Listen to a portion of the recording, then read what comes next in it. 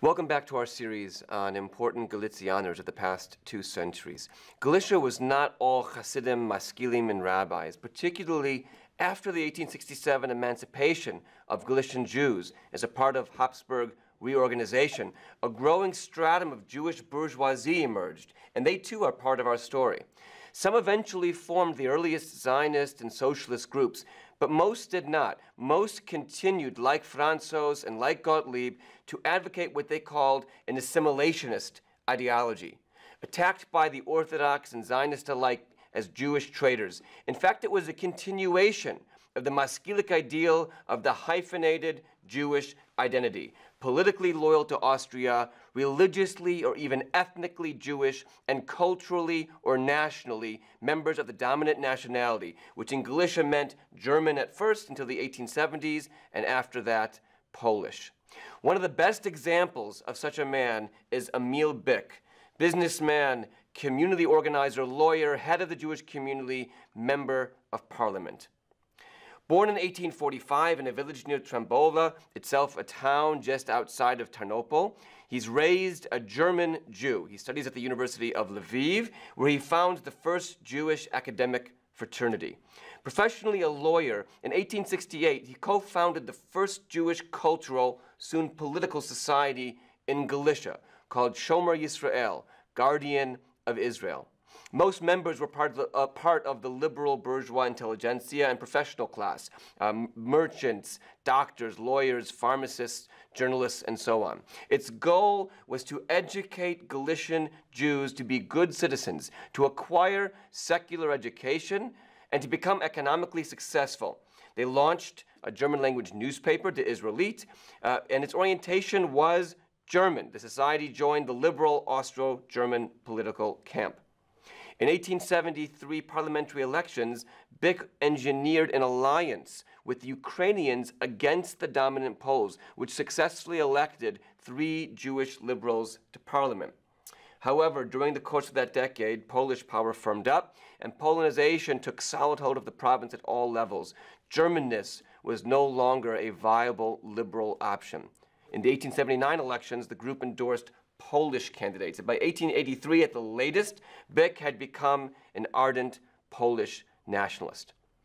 Byk had phenomenal success as a political leader, serving on the city council from 1881, heading the Jewish community, an important elected position, since 1898, and from 1891 until his death, he served as parliamentary deputy from Brody-Slochov.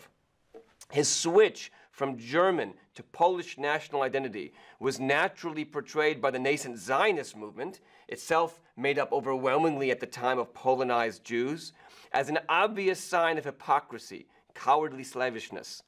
The fact that they called themselves assimilationist was likewise seized upon, despite their sense of it meaning acculturation, integration, and patriotism, together with Jewish pride and community strength. One symbol of this conflict was Byk's many political campaigns against Jewish nationalists and their allies, most famously Josef Bloch in Kolomea Buchach in 1883, 1885, 1891, and 1899. Each time, Bloch portrayed himself as a true, authentic Jew against a fake traitor, a Jew in name only in today's parlance. You see in the quote on the screen, from Selbstemancipation, the Zionist paper at the time. Do we want to send a Jew to parliament in order to play himself a lackey of the Poles, the typical Aryan Moshko? Beware! We want to see an independent Jew elected who considered it his first and highest task to work for his own Jewish people with all of this patriotism and by all of his love to the people among whom he lives. Every Jew to whom his people is beloved and valued will joyfully reach out his hand to Dr. Bloch. And it worked. Bloch won in 83, 85, and 91. And that year, Byk withdrew from the race and ran in the different district instead, Brody-Slochov, which he won and held until his death. But in fact, the assimilationist idea was anything but. Shomer Yisrael, which Byk founded, itself established in 1883 the organization that launched Zionism in Galicia, Mikra Kodesh. They weren't Jewish nationalists, but they wanted to promote knowledge of Hebrew, Jewish religion, and Jewish history among young Jews, which is exactly what the group did. Moreover, Byk had the endorsements of a wide array of voices in those elections, including papers and men with Zionist leanings, like the scholar Solomon Buber, the grandfather of Martin Buber. They argued, as did Byk, that Jewish interests were best served from within the party in power, not by fighting it. Not by highlighting Jewish separatism, but by demonstrating, quote, at every opportunity that the Jews are in every respect true children of the land, of this land. Not from the outside perspective, but by an experienced and connected politician working from the inside. Byk had a track record of defending Jewish interests, for example, by securing public support for numerous Jewish charities. He also helped create many new Jewish institutions in Lviv, including a hospital, an orphanage, a self-help fund, Department for Education of Teachers of the Mosaic Religion for the public schools, and more. This was not just hype. Byk genuinely wanted to serve the Jewish community.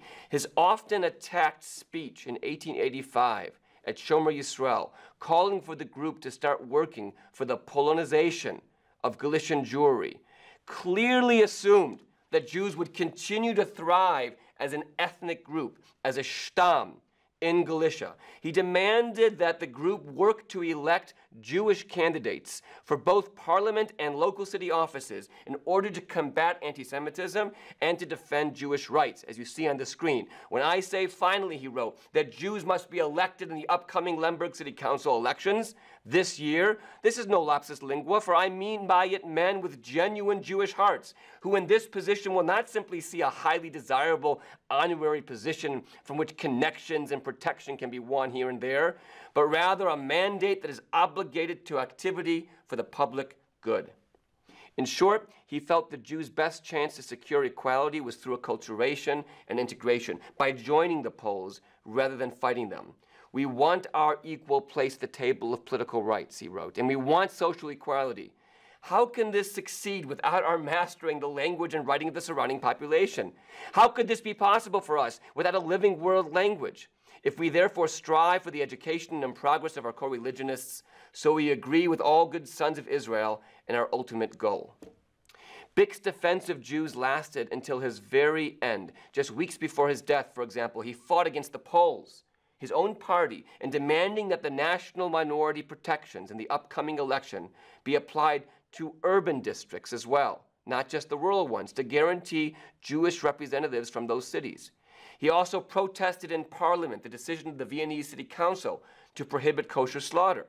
And he led a crusade against the Sunday rest laws, which devastated Jewish businessmen and workers who kept Shabbat strictly. In 1903, a few years earlier, he had even taken up an international Jewish cause when he sent a letter of gratitude to the mayor of London, who had excluded the Romanian Consular General from an affair of foreign dignitaries to protest pogroms in Romania. Also in 1903, he led an international conference in Lemberg, joined, by the way, by Zionists and many rabbis, to address the problem of Jewish girls and women trapped in the white slave trade.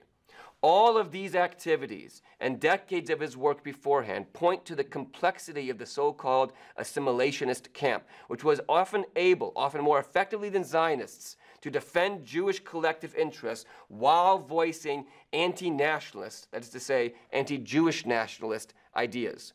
Byk died in 1906 as a man committed to Jewish defense and education, combined with local national identity and patriotism. Hardly an obsolete position in the 21st century. Thanks.